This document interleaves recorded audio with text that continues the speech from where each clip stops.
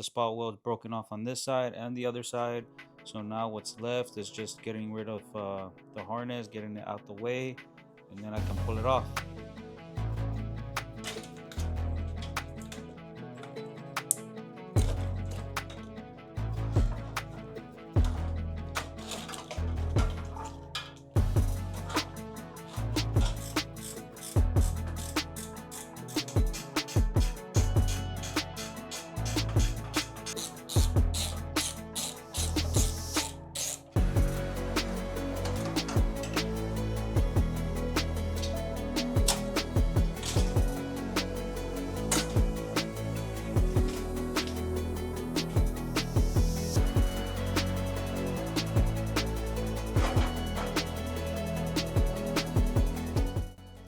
Well, there it is, guys. Got it off the car. It's over here.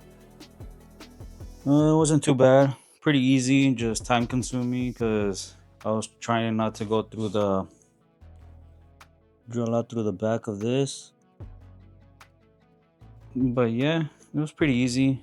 I accidentally went through one of the holes back here. So I'm gonna figure out what to do about that. But other than that, it went pretty smooth.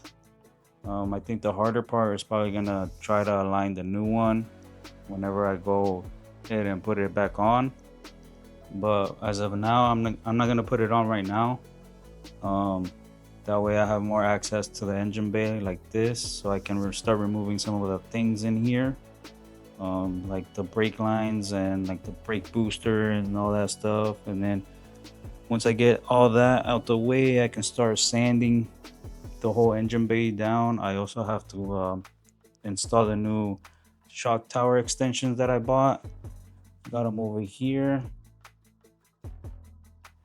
Got these right here. I got these from Downstar. So this one is for the driver. It'll go like this. I would obviously have to cut the shock tower and weld this one onto it. But the fitment is not that great, so probably make a video on that later on whenever I get to that. But as of now, I'm happy I got this off. But I think I'm gonna call it right there, and I'll catch you guys on the next one. Peace.